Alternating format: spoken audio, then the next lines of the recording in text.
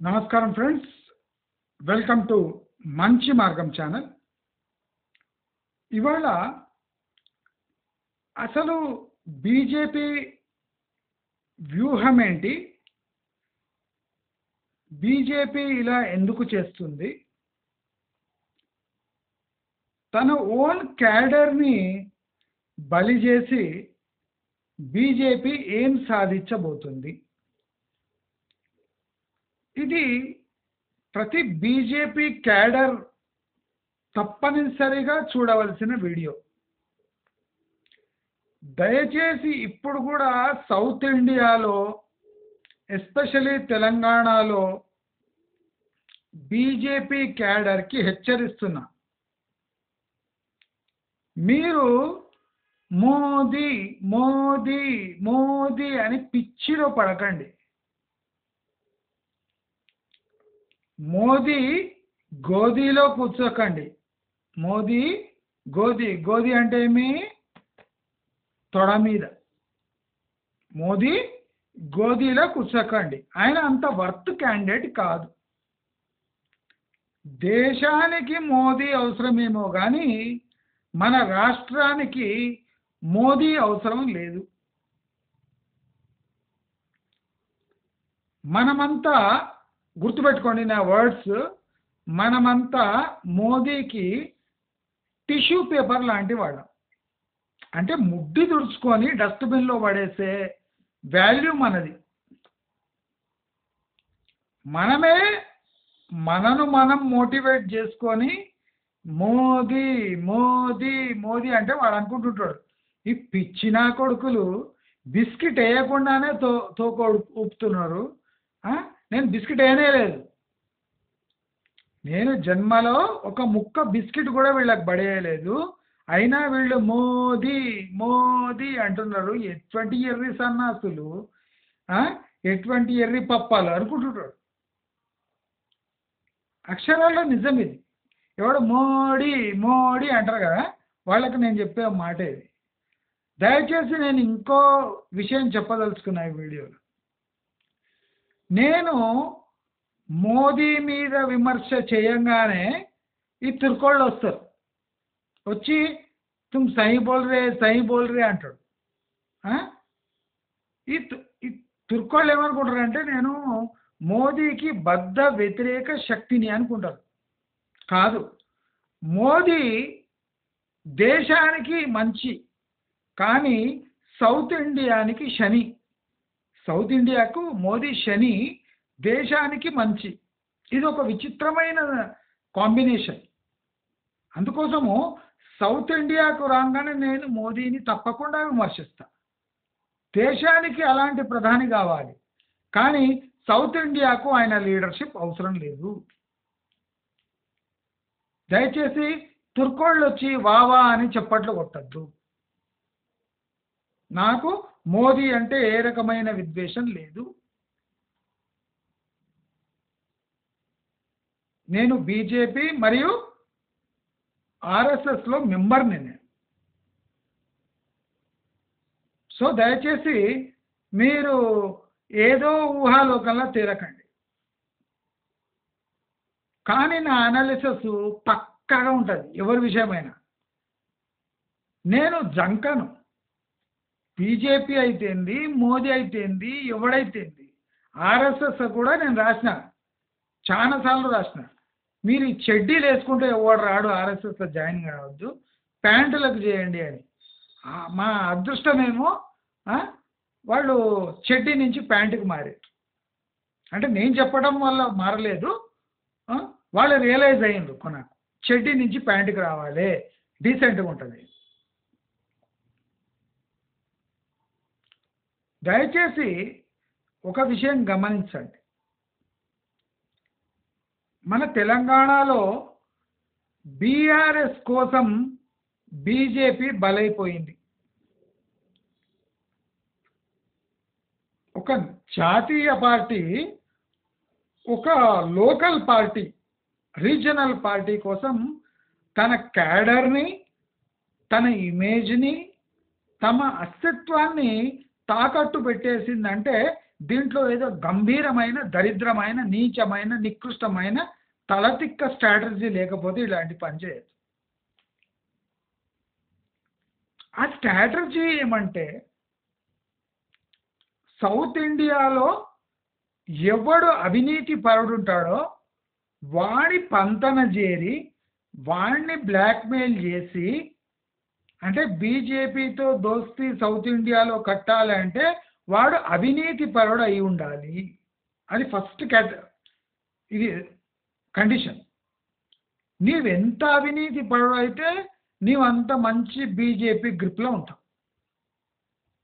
అందుకోసం వాళ్ళు ఏరికోరి తమ క్యాడర్ని సాక్రిఫైస్ చేసి మరి బీఆర్ఎస్ని వాళ్ళు సపోర్ట్ చేశారు. ఇప్పుడు ఆంధ్ర రాష్ట్రంలో కూడా అలాగే జరుగుతుంది. ఆంధ్రప్రదేశ్ వాసులకు బుర్రే లేదు, అది క్లియర్గా తెలుస్తుంది. మనం అంటే కోపాలు ఒకటి వస్తాయి. కోపాలు రావద్దండి, ఒక్కసారి అద్దం ముందర పెట్టుకొని మీ భవిష్యత్తు చూసుకోండి, మీకే సిగ్గేస్తుంది.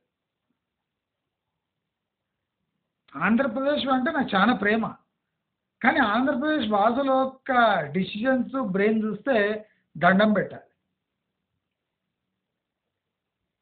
ఒకటి మాత్రం అప్రిషియేట్ చేస్తాను, ఆంధ్రప్రదేశ్లో బీజేపీని రానివ్వటం లేదు, అదొక మంచి పరిణామం. కానీ తెలంగాణలో దురదృష్టవశాత్తు బీజేపీ పావేసింది. ఇది తప్పేం కాదు, బీజేపీ ఎక్కడైనా పోవచ్చు, కానీ పొయ్యి ఏం బీకుతున్నది?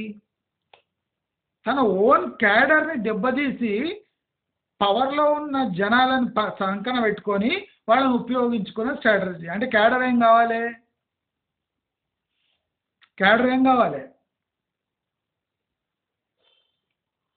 ఇప్పుడు ఎన్ని ఆశలు పెట్టుకొని ఈటల రాజేందర్ కాంగ్రెస్ పార్టీ యొక్క విన్నపాలను పక్కకు పెట్టి బీజేపీలో చేరిండు. అంటే ఆయన సొంత అవసరాలు కూడా ఉండొచ్చు, నేను లేదనా. ఆయనకు సేఫ్గా అనిపిస్తుండొచ్చు బీజేపీ, నేను లేదనా. కానీ ఎక్కడ వరకు ఆత్మవంచన చేసుకోవాలి ఈటల రాజేందర్ అని నేను అడుగుతున్నా.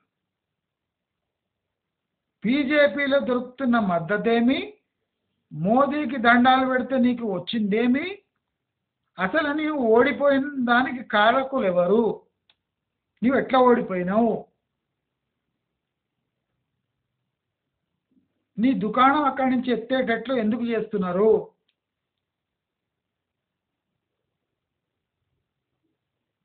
ఈటల రాజేందర్ అంటే బీఆర్ఎస్ నుంచి వచ్చిన నేత, వాళ్ళకి సెకండ్ ప్రయారిటీ ఇస్తుండేమో. మరి బండి సంజయ్ మీ మొక్కనే కదా, ఈ బండి సంజయ్ని మీరు టార్గెట్ ఎందుకు చేసిండ్రు? మీరు గమనించండి, బండి సంజయ్ని టార్గెట్ చేసింది బీజేపీనే, వాళ్ళ పార్టీ వాళ్ళే. కిషన్ రెడ్డి దీంట్లో ముఖ్యం. కిషన్ రెడ్డి బెస్ట్ పార్ట్ అంటే ఆయన పింప్ లాగా పనిచేయాలి. అంటే వీటులు ఉంటారు కదా, వీటుల లాంటి వాడు కిషన్ రెడ్డి. ఆయనకున్న బెల్ట్ షాపులు ఇంకెవరికి లేవు, ఆయనకున్నంత బీఆర్ఎస్ కాంటాక్ట్స్ ఇంకోటి లేదు. అంటే వ్యాపార భాగస్వాములు బీఆర్ఎస్ వాళ్ళే కిషన్ రెడ్డికి. స్పీచ్ కూడా తెలుగులో సరిగ్గా ఇవ్వని దుస్థితి ఆయనది. ఆయనను కేంద్ర మంత్రి చేశారు. ఆయన మన తెలంగాణకు ఒక వీటు లాంటివాడు, ఒక బ్రోకర్ లాంటివాడు, ఒక మధ్యవర్తి లాంటివాడు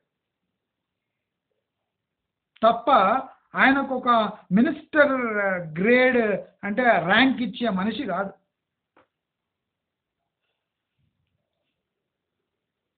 ఒక 10 లైన్లు చూడకుండా స్పీచ్ చేయమని చెప్పండి తెలుగులో. ఇంపార్టెంట్ ఇష్యూస్ మీద డైరెక్ట్ స్టేట్మెంట్ ఇవ్వమని చెప్పండి తన బుర్ర ఉపయోగించి.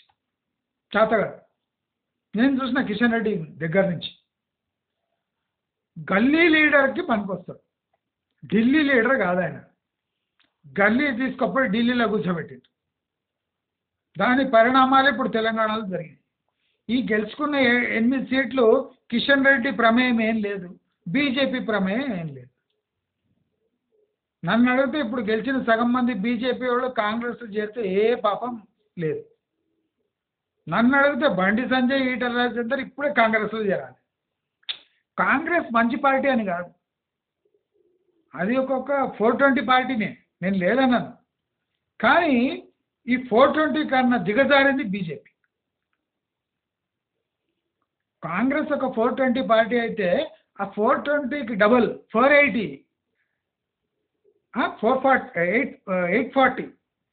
840 మన బీజేపీ.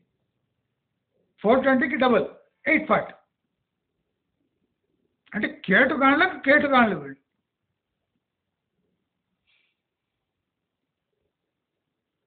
ఇప్పుడు బీఆర్ఎస్ అటు ఇటు కాకుండా 640,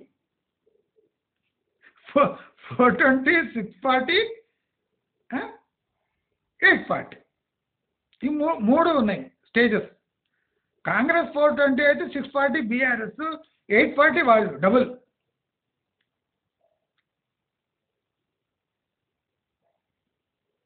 దీంట్లో ఎప్పుడు మంచోడే కాదు. కానీ ఈ బీఆర్ఎస్ పార్టీ కోసం తమ క్యాడర్నే బలిచ్చారు. ఇప్పుడు ధర్మపురి అరవింద్, ఈ ఈటల రాజేందర్, బండి సంజయ్ ఓడిపోవడానికి చూడండి సేమ్ ప్యాటర్న్ కనిపిస్తుంది.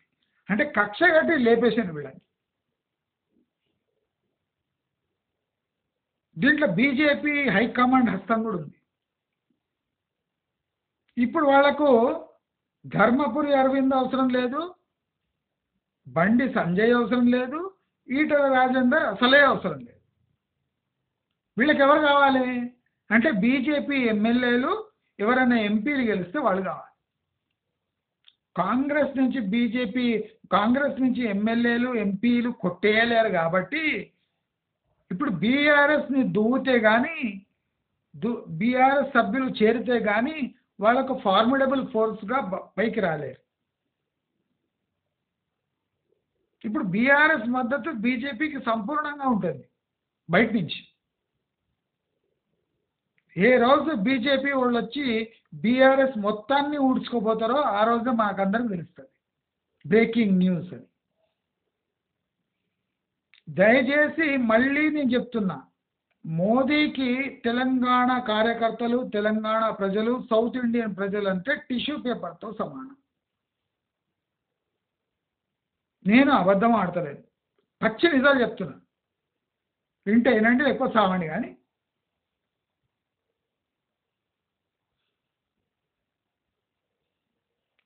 ఇప్పుడు కావాలని బండి సంజయ్పై దుష్ప్రచారం చేసి కంటిన్యూస్ ఇంటర్వ్యూస్ వస్తున్నాయి. అంటే బండి సంజయ్ అంటే వాడికి పడదో, వాడి దగ్గర మైక్ తీసుకుపోయి అసలు బండి సంజయ్తోనే బీజేపీ ఓటమి చెందిందని చెప్పిస్తున్నారు.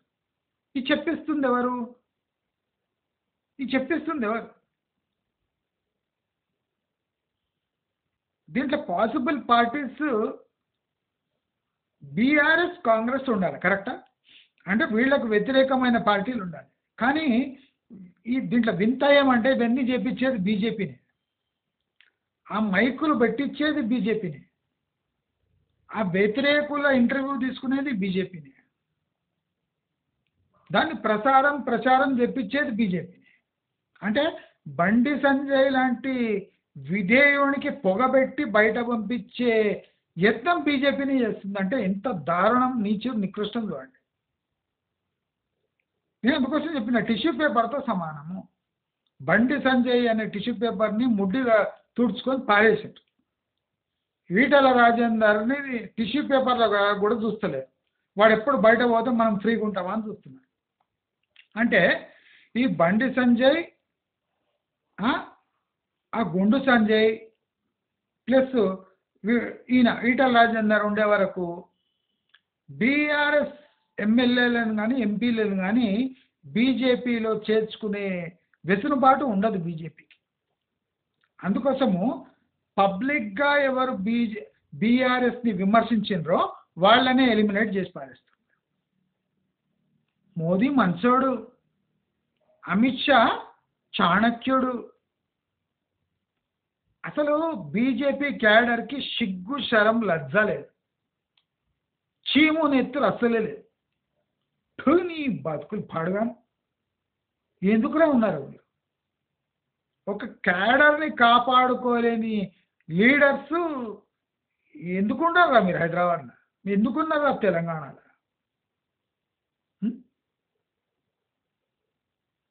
అందరూ చాణుక్యులే. బండి సంజయ్ కూడా చాణుక్యుడే, ఈటల రాజేందర్ కూడా చాణుక్యుడే, ధర్మపురి అరవింద్ కూడా చాణుక్యుడే. పార్టీ ఉంది కదా అని ఊరుకున్నారు. వీళ్లకు అర్ధగంట పట్టదు కాంగ్రెస్లో చేరడానికి. దయచేసి నేను విజ్ఞప్తి చేస్తున్నామంటే, మీకు చీము నిత్తురు సిగ్గు శరమేమనంటే డైరెక్ట్ వాళ్ళు పిలవకపోయినా పోయి కాంగ్రెస్లో చేరండి. అప్పుడు చూడండి వీళ్ళకి షాకెట్లు తగులుతారు. ఇప్పుడు వీడు గెలిచిన 8 బీజేపీ ఎమ్మెల్యేలు సౌండే లేదు. ఎందుకు లేదు? సౌండ్ ఎందుకు లేదు అని అడుగుతున్నా. ఎదురుదాడి బీఆర్ఎస్ ఎందుకు చేయాలని అడుగుతున్నా.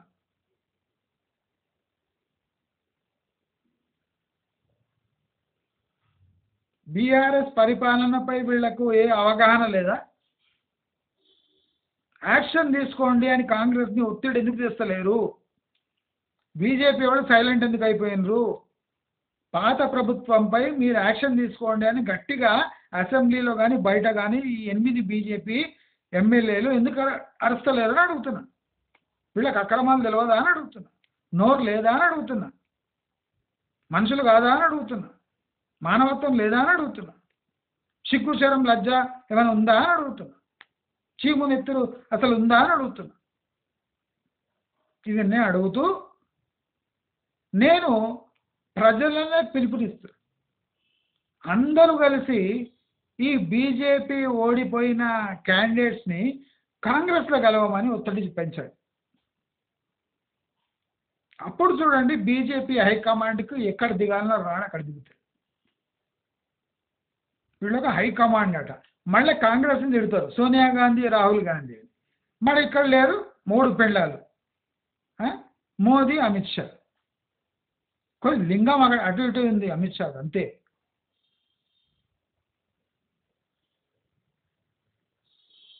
అక్కడ సోనియా గాంధీ మోదీ, రాహుల్ గాంధీ అమిత్ షా అంతే తేడా. అందరు హైకమాండే, అందరు బానిసలే, అందరు కట్టు బానిసలే.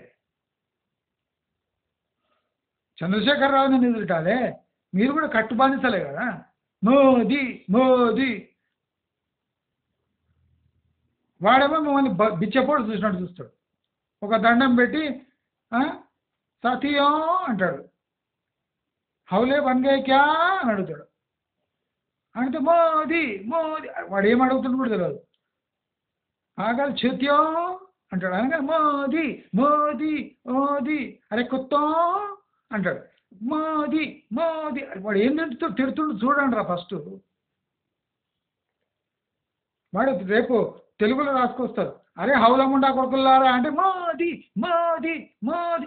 వాడు ఏమంటుండు చూడండి, తెలుగులో తిడుతుండు మిమ్మల్ని హౌలముండా కొడుకులని. ఏం తెలుసుకోకుండా మోదీ మోదీ మోదీ అంటే అయిపోయింది.